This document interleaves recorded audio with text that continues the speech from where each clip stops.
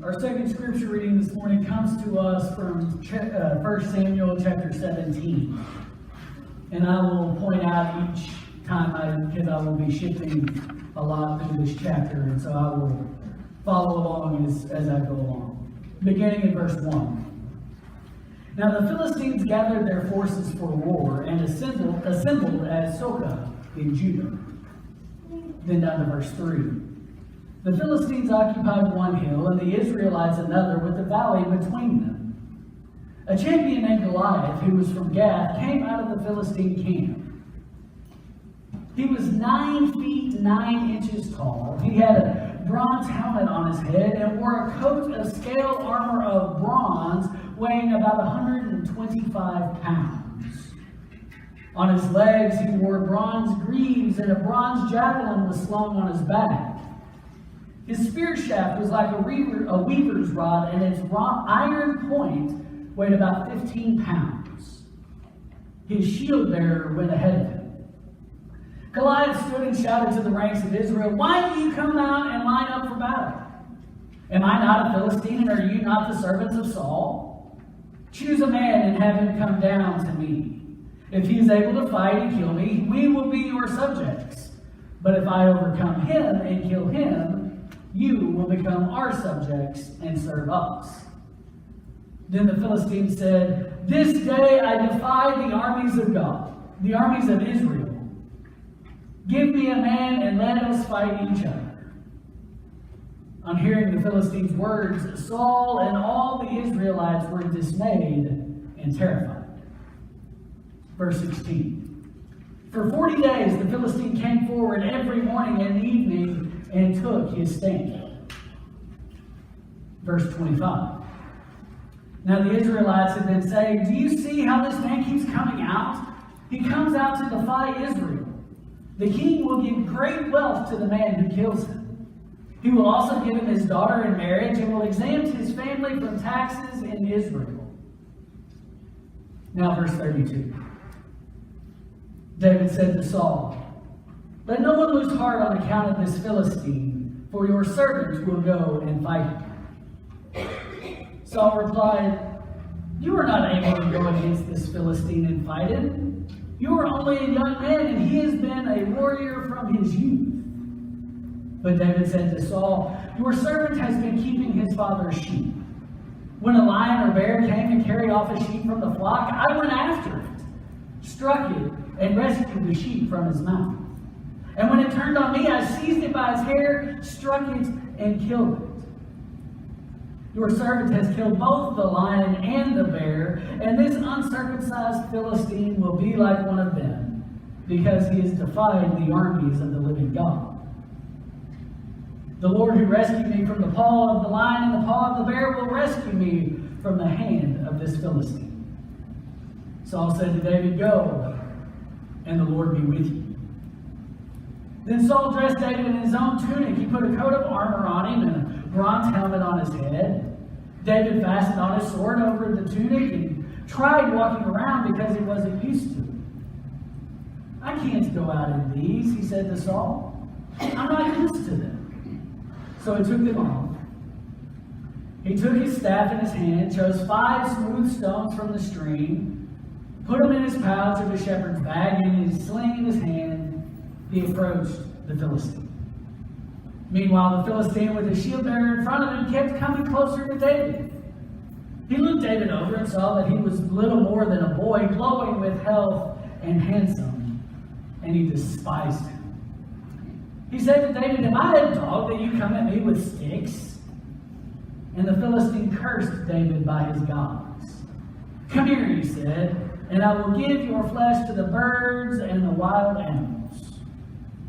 David said to the Philistine, "You come against me with sword and spear and javelin, but I come against you in the name of the Lord Almighty, the God of the armies of Israel, whom you have defied. This day the Lord will deliver you into my hands, and I will strike you down and cut off your head. This very day I will give the carcasses of the Philistine army to the birds and the wild animals, and the whole world will know there is a God in Israel." All those gathered here will know that it is not by sword or spear that the Lord saves, for the battle is the Lord's, and he will give all of you into our hands." As the Philistine moved closer to attack him, David ran quickly toward the battle line to meet him.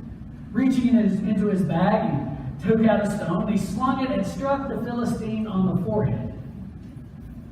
The stone sank into his forehead and he fell face down on the ground. So David triumphed over the Philistine with a sling and a stone. Without a sword in his hand, he struck down the Philistine and killed him. David ran and stood over him. He took hold of the Philistine's sword and drew it from the sheath. And after he killed him, he cut off his head with a sword. When the Philistines saw that their hero was dead, they turned and ran. Let us pray. Take my lips, O Lord, and speak with me.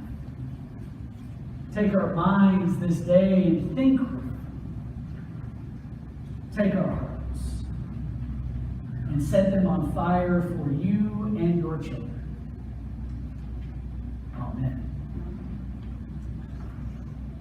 Hi, my name is Saul. And I have to confess that I really don't know how I became king of Israel, let alone ruled for 40 years. I'm a simple man. I was a simple boy. I raised my father's donkeys. And a couple of our best donkeys got away, so I went to a prophet to ask him if he might be able to direct me to where my donkeys were, and instead of sending me to my lost donkeys, he anointed me king. I struggled with being a king. I'm not overly confident. I'm not a strong, wise, charismatic man. I struggled to get the trust of my people and my army, and it was a never-ending battle to keep this tenuous level of respect for my people, from my people. But over time, I won enough battles and established myself just enough that they trusted me and didn't revolt, either because they actually trusted me or they were afraid what I might do to them if they tried to defy me. But everything was going fairly smoothly until Goliath showed up. Now we were at yet another war with the Philistines. And we lined up for battle on two opposite hillsides like we always did. And their prized champion comes forward and defies us to come out and fight. This was a common way of battle at the time, where it was a one-on-one battle to the death, and the winner of the one-on-one battle won for his entire side, and the loser lost for his entire side of the army. It's a strategy that works pretty well when the warriors are evenly matched, but this guy was enormous. He was over 9 feet tall. He had impenetrable armor that weighed about 125 pounds. Even just the spear tip of his spear weighed 15 pounds. My biggest guy was like 5'10". We had no one to fight him. And every morning and every night, he would come out and defy us to come and fight. Well, my men looked up to me. They looked for me to rally them, to tell them it'll be okay, to find somebody to go out and fight. And if I couldn't find somebody, that I would go out and fight. But I couldn't go out there. So I started trying to get people to volunteer to go. I offered them immeasurable wealth. I said, your entire family can live tax-free forever in Israel. I even offered to marry off my oldest daughter to them, because that was something a father could do back then. And no one would take me up on every day, night and day, morning and evening, this guy would come out and torment us. Well, one day, this little boy comes up, bringing supplies for his older brothers who were at the battle. He couldn't have been more than about 12. I learned later his name was David, and he began talking about how he could defeat this giant. And I was just like, yeah, right. This guy's been fighting battles since before you were born. You can't do that. But he began talking about how he had rescued, he was a shepherd for his father, and when the sheep would get carted off by lions or bears or tigers, that he would go after and fight them off and would kill them barehanded. I couldn't decide if this boy was spouting off juvenile naivete or if he had real faith, but he convinced me that, well, I didn't have any other options. But I couldn't let him go out alone. So I put my own armor. I had the best armor in the land, so I put it on him to give him some kind of protection. But it swallowed him whole. He's like, I can't go out in this, and I knew he couldn't go out like that. So we went out like he came in. And he stopped by the stream, which was a few yards from my tent, and he found 5 smooth rocks, much like this one. About a pound, about the size of a baseball. And when he found 5 smooth rocks that he liked out of the river, he put them in his shepherd's bag and went off to face this giant, who was as shocked as anybody else that somebody was finally coming from our side to go fight, and then realized it was a little boy. And began taunting him and bullying him and cursing him with every bad name he could come up with, calling him everything but a white boy.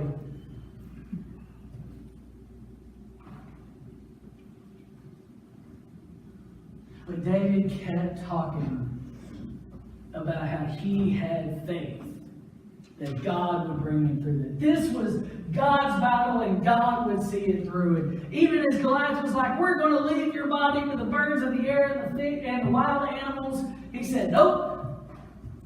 There'll be bodies for the birds and the wild animals to eat, but it won't be ours. Because I will cut off your head with your sword. Well, I was sick with tension. Every way I looked at this battle, there was no good outcome. As more taunts came and the battle got closer and closer, I was sick with anxiety over what would happen. I had sent this boy to be slaughtered. And with that, my entire country would be overrun. And even on the best case scenario, winging a prayer miracle, it was if David won, it would only be a matter of time before he took my throne. Well, after all of the posturing and everything that had been going on, the battle was over nearly before it happened. For David took a stone out of his pouch and put it in his sling and gave it a couple quick turns and threw it. And the sound was deafening. The sound of rock crushing skull was almost as deafening as the stunned reaction of both sides of the battle. As this giant of a man fell face first into the ground. And then there was the ear-splitting cheer of our side when we realized that we had won. And the shock on all sides as David held up his hand.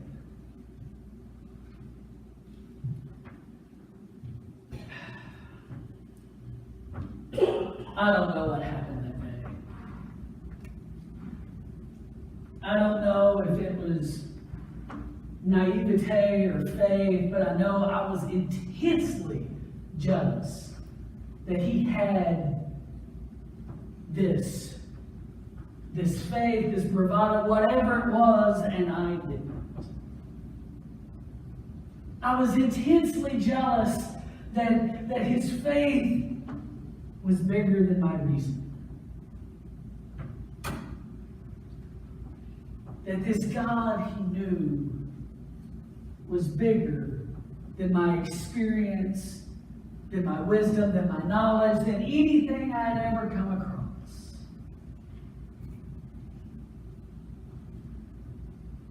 I began to see much later what Jesus meant when he said we must be like little children and have the faith of children when we come before God. For God is bigger than anything we face, bigger than the storms we face, no matter how big they seem at the time.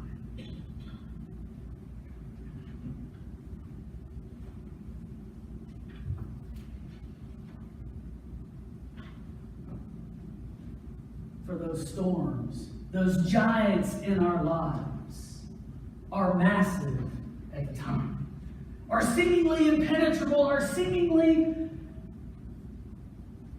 all encompassing. But there's no way we can beat them until they too fall face first to our faith. So go, my friends. Slay your giants, and may God be with you.